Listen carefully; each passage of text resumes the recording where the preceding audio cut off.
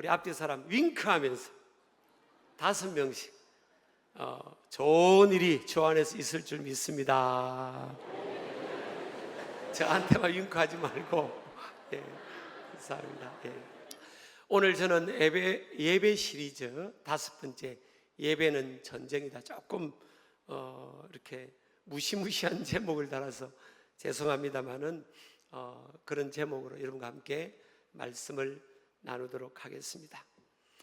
여러분, 이 아브라함 하면 우리가 믿음의 조상이고요, 참 복을 또 많이 받았죠. 정말 세상적 표현으로 하면 별것 아닌 가정이고 가문이었죠. 되는 게 별로 없는 그런 가문. 아브라함의 아버지는 데라라는 사람인데, 아브라함으로부터는 18대째고요, 또 홍수 심판 이후에 노아로부터는 8대째입니다. 아브라함이 9대째거든요. 근데 노아로부터 쭉 흘러오는 128년을 같은 시대에 믿음의 또 새로운 시조였던 노아와 128년을 함께 공유하는 시대에 살았던 인물이 아브라함의 아버지 테라였어요. 그런데 신앙을 잃어버렸습니다. 신앙을 빼앗겨버렸어요. 신앙이 무너졌습니다. 물론 아브라함의 아버지 테라에 대해서는 성경에 구체적으로 많이 언급이 되어 있지 않아요. 그렇지만 여호수아서 24장 2절과 창세기 11장 마지막 절에 언급이 되어 있습니다. 여호수아 24장 2절에 보면 한마디로 강 저쪽에 거주하여 다른 신들을 섬겼으나 이렇게 나와요. 나홀의 아버지 테라는 아브라함의 아버지를 말합니다. 강 저쪽, 강 건너편에 거주하면서 다른 신들을 섬겼다는 거예요. 강 이편에 거주하기로 사실은 목표를 세웠죠. 그래서 창세기 11장 마지막 절에 보면 아브라함의 아버지 테라와 그 자녀들은 어디를 목표로 하고 이주하기로 결정을 했는가 하면 가나안 땅으로 가고자 한 겁니다. 이 가나안 땅은 요단강을 건너서 강 이쪽 편을 말하는 거죠. 그런데 이 아브라함의 아버지 테라와 이 가족들은 믿음으로 강을 건너지 못하고 강 이쪽 편에 중간 지점인 하란이라는 땅에 머무르게 됩니다. 그러면서 점점 신앙이 무너져요. 어디까지 무너지는가 하면 여호수아 24장 2절 아까 읽은 말씀처럼 보면 다른 신들을 섬겼다 그랬어요. 이거는 영어 성경을 하면 He worship God입니다. 그는 세상의 잡신들을 섬겼다는 거예요. 유대교 고대 전성에 보면, 성경에는 언급되어 있지 않지만 유대교 고대 전성에 보면 아브라함의 아버지 데라가 우상을 깎아서 만드는 직업에 종사했다 그래 되어 있어요. 그러니까 목적지인 가나안 땅, 약속의 땅, 그곳으로 가려고 하다가 세상의 시리와 문화와 팍팍한 세상살이에 멈춰버린 거죠. 아마 이런 마음을 가졌을 거예요. 얘들아, 우리가 형편이 좀 나아지면 이제 다시 가나안 땅으로 가서 믿음으로 한번 살아보자, 이런 마음을 갖게 됐을 거예요.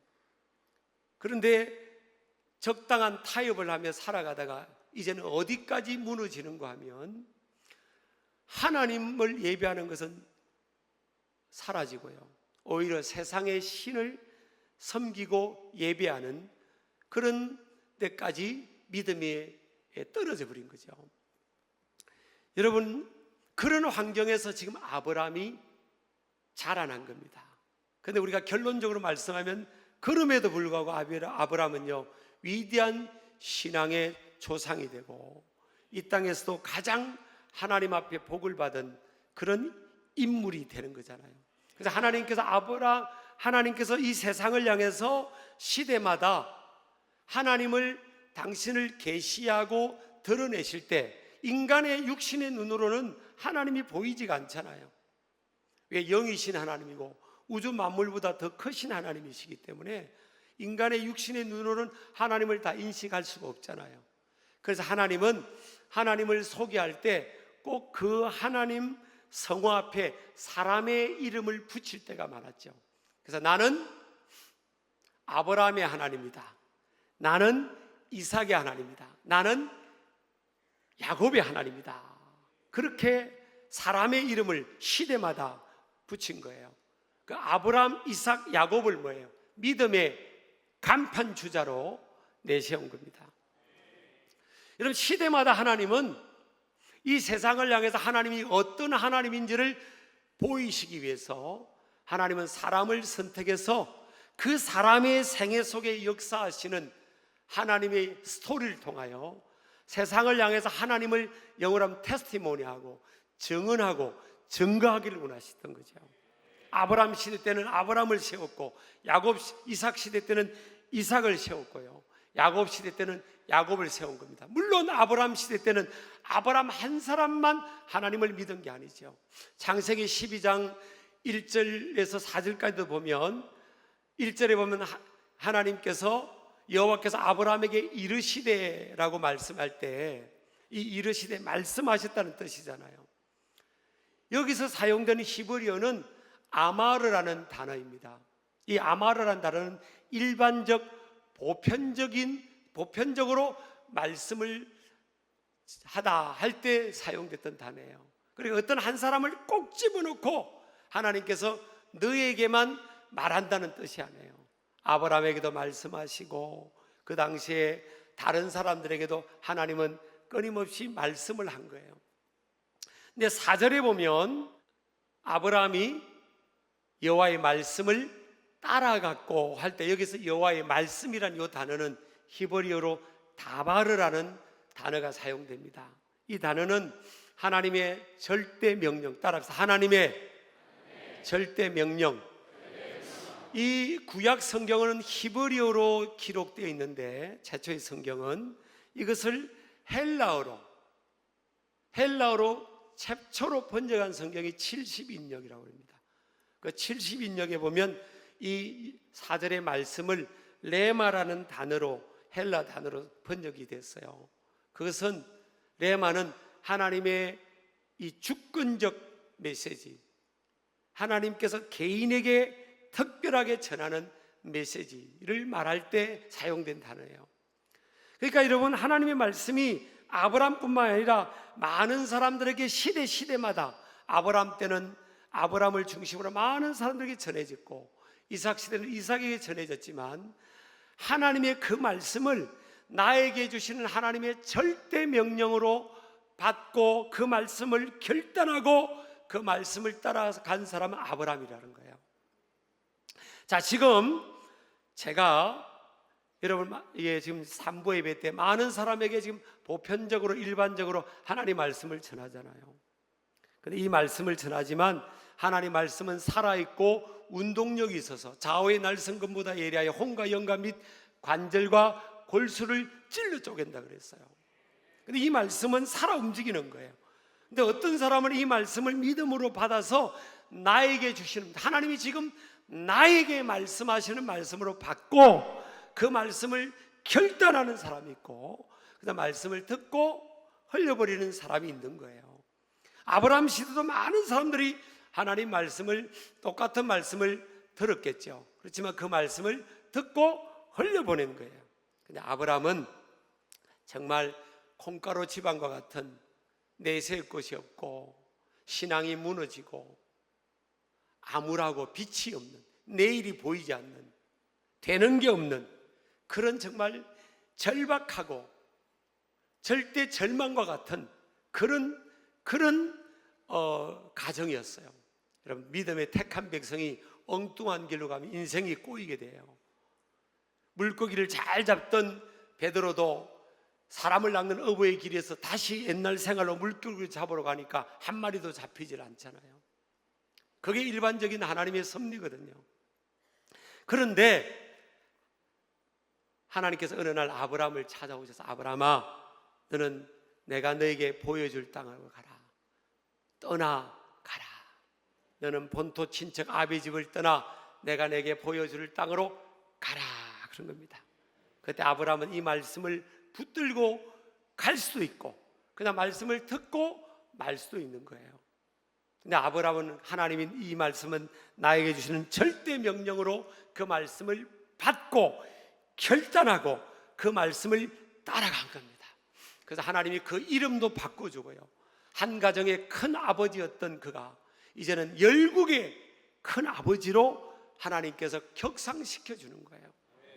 여러분, 아브라함이 그 하나님 앞에 존귀한 이름을 얻은 것뿐만 아니라 아브라함의 생애도 현세적으로 보면 한 가정에서 318명의 군인들을 기르고 양육할 정도로요, 정말 이 땅에 살아가면서도 위대한 믿음의 거부로서 권세자로서 하나님 앞에 쓰임을 받고 있는 겁니다.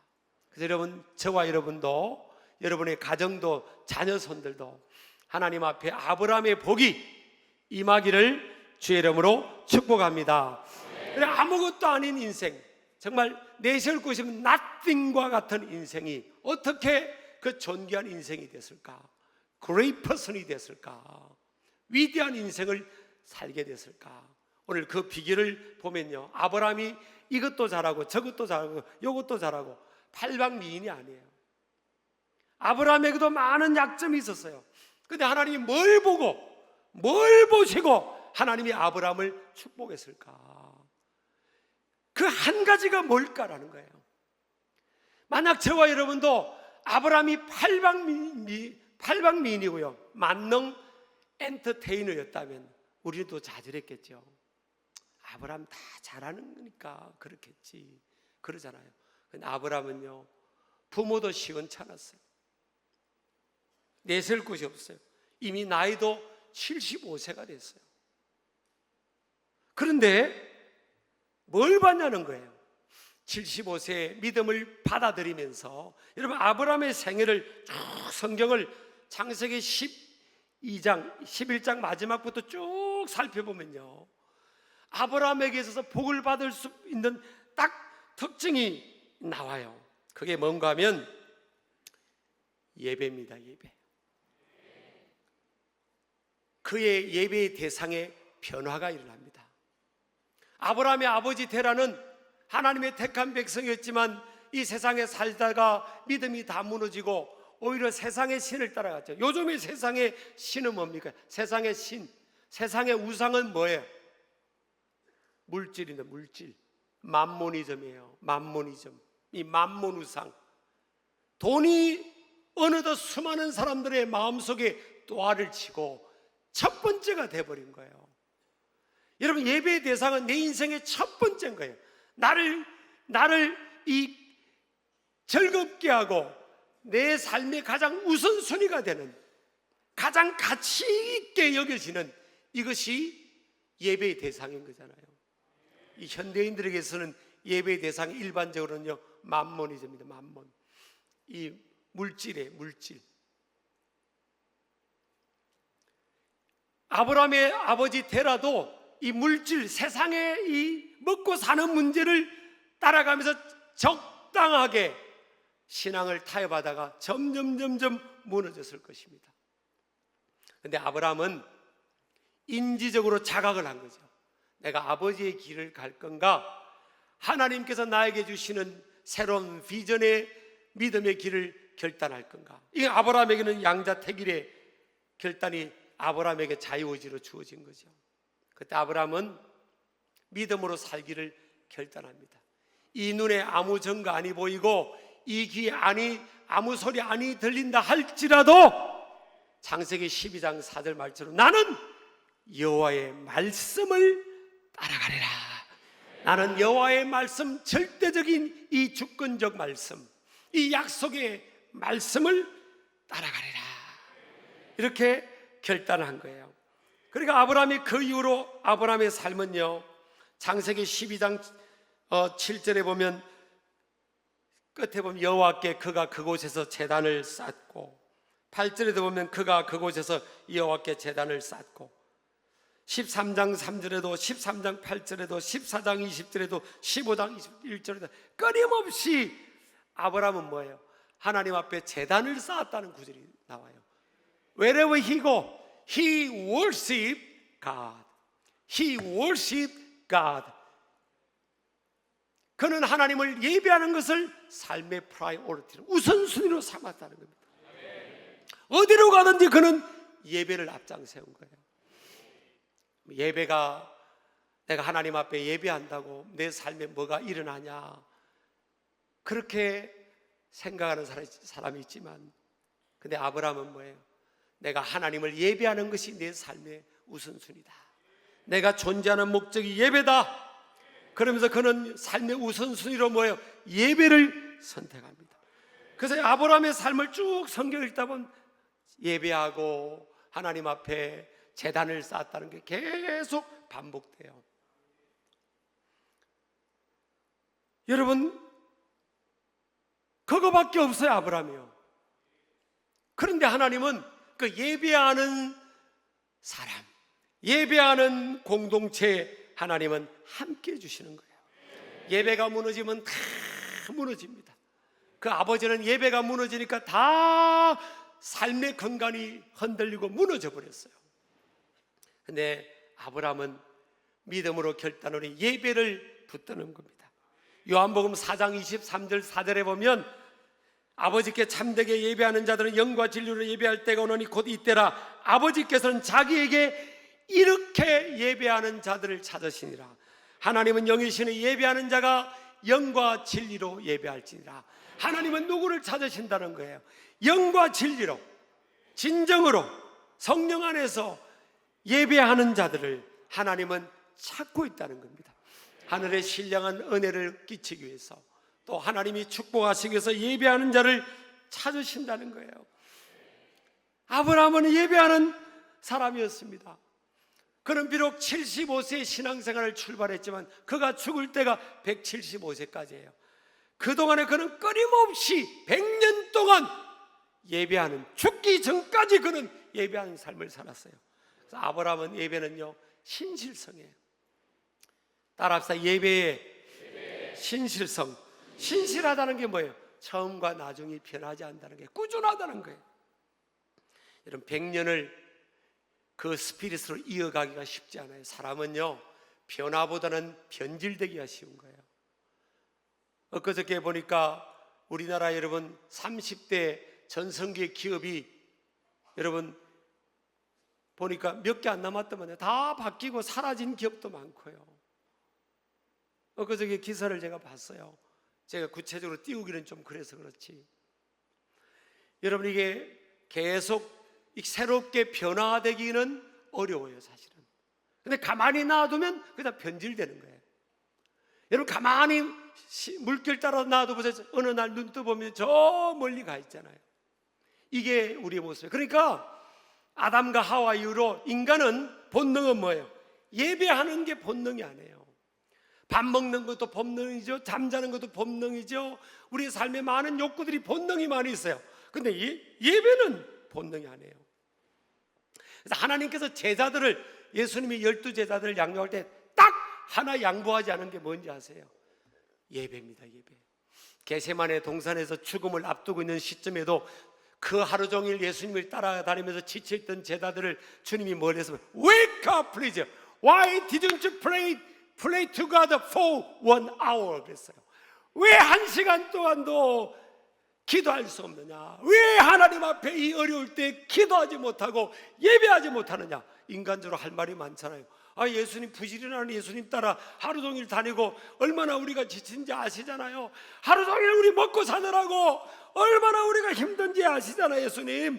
인간적으로 알죠. 근데 여러분, 유혹에 빠지지 않도록 깨어 기도하라고 막 깨우셨잖아요. 인간적으로, 휴머니즘적으로 보면 예수님이요, 정말 이해를 못 해주시는 분처럼 여겨질 수 있잖아요. 근데 보세요. 예배가 무너지고 기도해야 될 때 기도가 무너지니까 예배 안에는 기도가 있고 찬양이 있고 하나님께 드리는 예물이 있고 또 말씀을 받는 게 있잖아요. 이게 무너져 버리니까 예수님의 제자들이 다 도망가 버리잖아요. 예수님 놔두고 나중에 자기 살 길을 다 도망가 버리지 않습니까? 그래 예배가 무너지면요 다 무너집니다. 하나님이 온 국민의 80% 90% 이상이 예배하던 그런 사람들이 모여있던 대륙이요, 지금은 예배가 무너지니까 점점 이렇게 영적으로 피폐해지고, 그러면 삶도 점점 무너집니다. 우리나라는 그전에는 새끼 밥 먹는 게 해결 안 됐잖아요. 예전에는 여러분 북한이 우리보다 잘 살았대요. 70년대 초까지 산업화가 저쪽에 먼저 일어나서.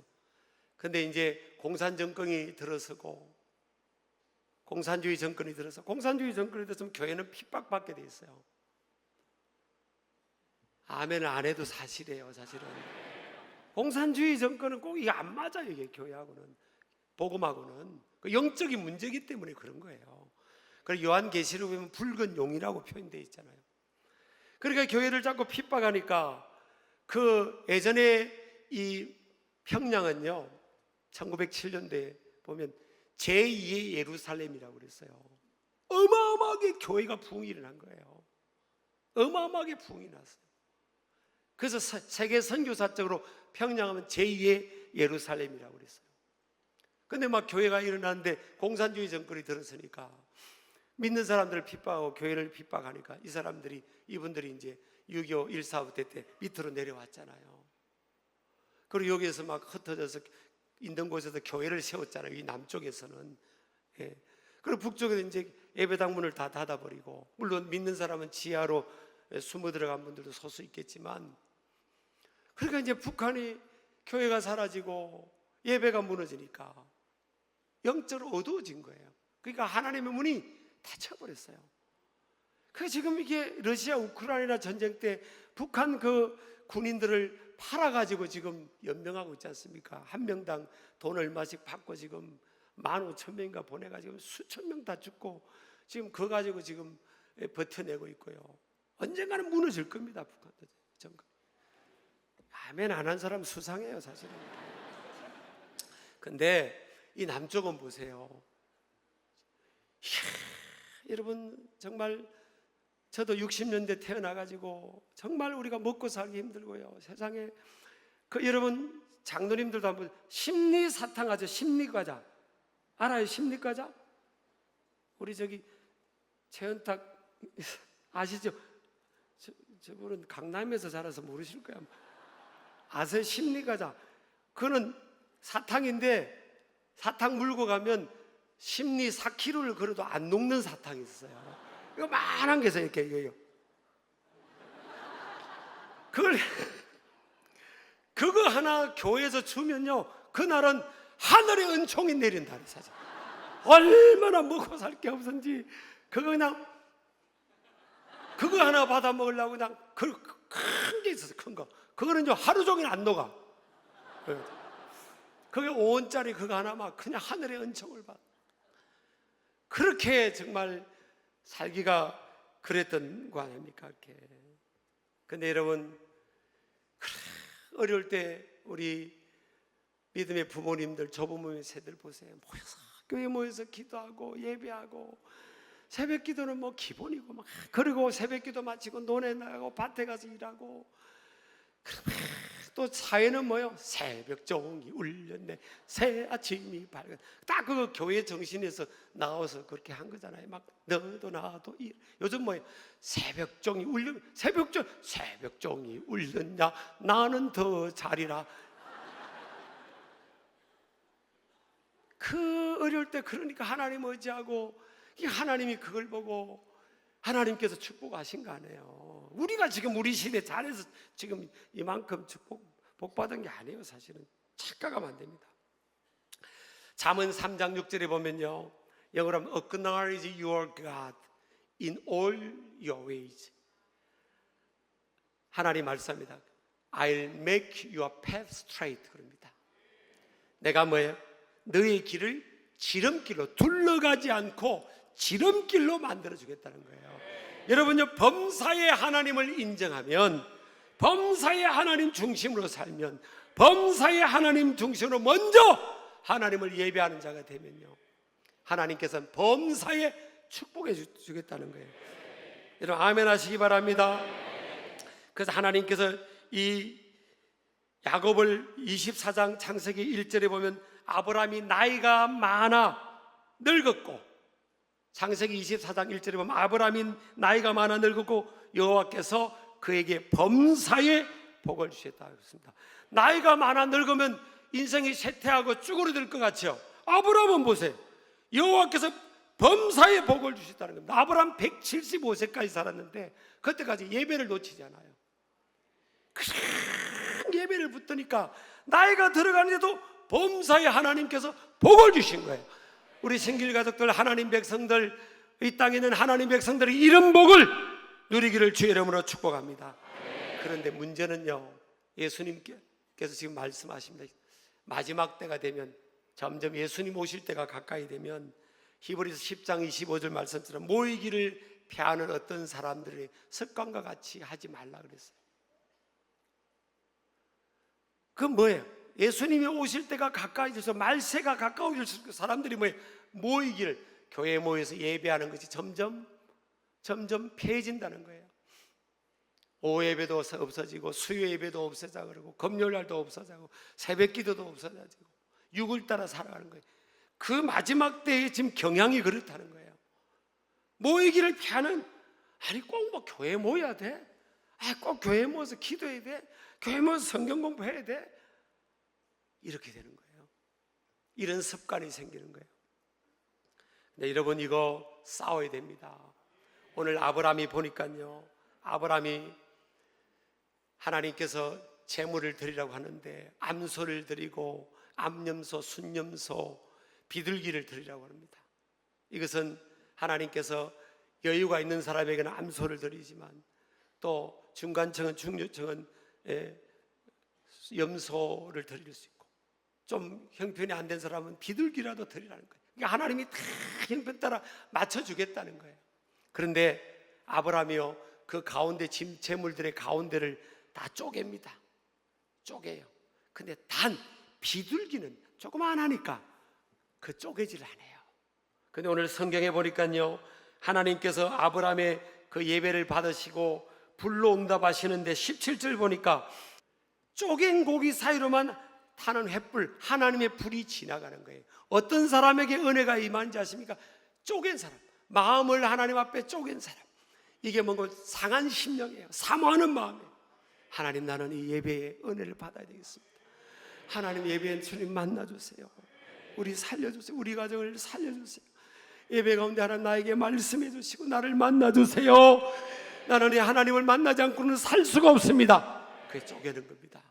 근데 아브라함이요, 비둘기는 조그만하니까 그냥 소홀한 거예요. 여러분, 신앙이 하루아침에 무너지는 게 아니에요. 조그만한 것부터 소홀히 하고 타협하면 거기서부터 문제가 생겨요. 그래서 이스라엘 백성들이 400년 동안, 오늘 창세기 15장 13절 보면 400년 동안 종살이 한다고 나와 있어요. 여러분, 우리가 철저하게 하나님 앞에, 다른 것들은요 세상에서 화합을 하고 필요하면 양보도 해야 되지만 이 신앙의 영역만큼은 양보하면 안 됩니다. 타협하면 안 돼요. 저도 저희 여러분 교회 담임 목회자인 저를 가만히 보세요. 여러분, 제가 신앙의 영역은 타협하지 않잖아요. 지금까지 그렇게 살았어요. 다른 건 다 양보할 수 있어요, 사실은. 근데 신앙의 영역은 타협하면 안 됩니다. 예배는 하나님 앞에, 예배는 내 삶의 우선입니다. 제가 이제 가끔 이걸 이렇게 끼고 다녀요. 이렇게 뭐 가끔이 아니라 거의 매일이에요, 매일. 이게 뭐 어떤 분들은 목사님 그게 보청기예요. 그러고 유럽에 갔더니 어떤 분은 이게 무슨 뭐 귀걸이냐고. 이게 그게 아니라 우리 딸이 사준 이게 이어폰이에요, 이어폰. 제가 귀가 좀 민감해서 그래서 했더니 저는 뭐 영어 성경을 자주 듣고 있잖아요. 그랬더니 귀가 이제 너무 부담된다고, 아빠 요거 들으면 공중에 떠서 다른 사람이 피도 안 주고 편할 거라고 이걸 사줬어요. 그리고 이걸 꽂고 이렇게 다니고 아침에 딱 일어나면 제가 귀가 우선을 하나님의 음성을 들어야 될 거 아니야. 그래서 제가 영어 성경을 딱 틀어서 내 귀는 세상의 소리보다 하나님의 음성을 들어야지. 그래서 새벽기도 나올 때도 영어 성경 들으면서 오고 그래요. 보청기 안 해요? 아침에 일어나면 내 눈이 뭐예요? 하나님 말씀을 먼저 보고 시작하고, 내 입이 뭐예요? 하나님께 기도하고 찬양하면서 시작하는 거예요. 우선순위가, 우리 삶의 우선순위가, 여러분 달력을 보세요. 월, 화, 수, 목, 금, 토 6일을 살고 그 다음에 주일이 아니잖아요. 주일이 제일 먼저 와 있잖아요. 먼저 하나님께 드린 거예요. 물질도 하나님께 11조를 먼저 드리고, 아브라함처럼요, 먼저 드리고 하나님께 드릴 것을 먼저 드리고 살아가는 거예요. 그런데 먼저 예배하고 먼저 하나님께 드리는데, 먼저 하나님의 나라를 구하면 이 모든 것을 더해 주신다고 그러잖아요. 순서가 바뀌면 안 돼요. 어떤 사람은 내가 다 해놓고 나머지로 힘으로 여력으로 하나님을 섬기겠다, 그러니까 벅차고 안 되는 거예요. 여러분, 순서가 바뀌면 안 돼요. 여러분, 감자 농사 지어보셨어요? 감자를요 딱 캐면, 감자를 딱 굵은 줄기하고 큰 감자덩이가 보이면서 먼저 잡고 쭉 당기면요, 따라합시다. 줄줄줄줄줄줄 따라와요. 감자는 쫙 잡고 당기면 줄줄 따라와요. 믿음, 하나님 앞에 예배를 먼저 잡고 당기면 다른 건 쭉 따라오게 되는 겁니다. 그렇게 여러분, 여러분 예배는 인간의 우리 본능에 반한 거예요. 다른 거는 다 자연스러워요. 먹는 것도 자는 것도 모든 게 자연스러워. 근데 예배는 자연스러운 게 아니에요. 예배는 싸워야 되는 거예요. 우리 몸은, 우리 본능은 예배를 안 들고 싶어 하고, 성경은 안 읽고 싶고, 기도 안 하고 싶고, 예배 하나님 앞에 안 나오고 싶은 게 우리 본능이라니까요. 이거하고 싸워야 되는 거예요.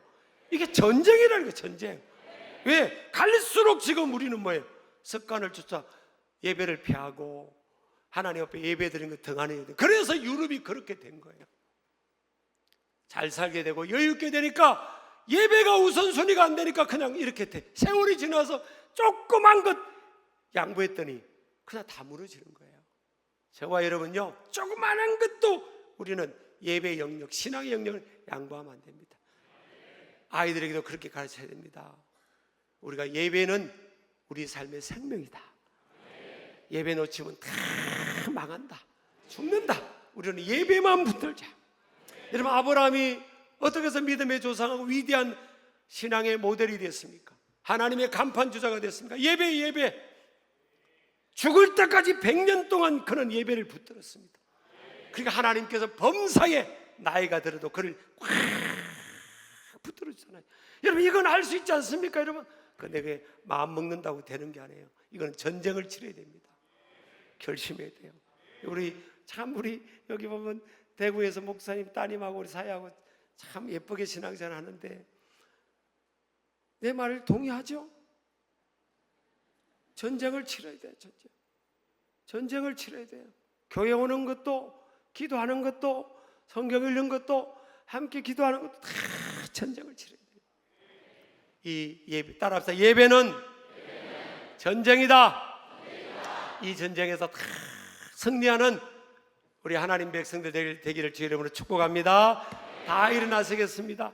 하나님께 들은 말씀 생각하면서 이 찬양을 함께 부르겠습니다. 우리 영어 가사도 좀 깔아주시기 바랍니다. 옆 사람 인사합시다. 예배합시다. 예배는 전쟁입니다.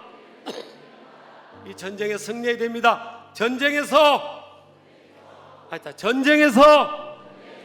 승리합시다. 아멘이죠? 자, 찬양합니다. 지금 잠깐만요. 이거 예배에 관한 설교 한 편 듣고 그거 또 말아버리면 안 돼요. 지금 이 시간에 여러분이 결단해야 되는 겁니다. 자, 찬양합니다. 시작. 나는 하나님을 예배하는 예배자입니다. 믿음으로 고백하세요. 내가 서 있는 곳 어디서나 하나님을 하나님 예배합니다. 내 영혼 거룩한 예배에 지면 안 돼요. 를 향하여 내 마음 완전한 하나님 향하여 이곳에서 결단해야 됩니다. 바로 이 시간 하나님을 예배합니다. 우리 오른손 들고 나는 하나님의 나는 하나님 예배하는 예배자입니다. 하나님 예배를 회복하게 해주세요.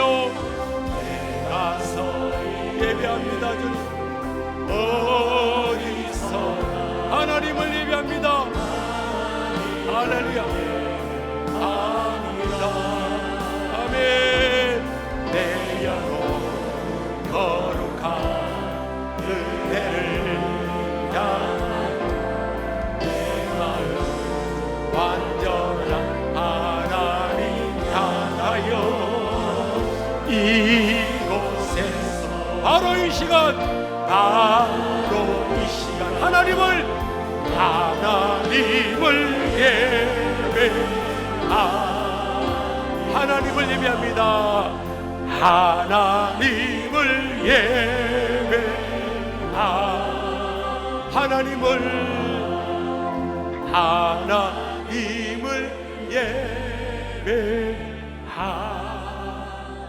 여러분, 우리가 하나님을 예배하는 나와 우리 가정, 우리 자녀들, 우리 교회가 되게 하여 주옵소서. 결단합니다. 예배는 전쟁입니다. 전쟁에서 이겨야 됩니다. 예배가 무너지면 다 무너져요. 끝까지 죽을 때까지 주님 앞에 설 때까지 예배자가 되게 해달라고, 우리 자녀 손들도 예배자가 되게 해달라고 우리 주여 기도합니다. 주여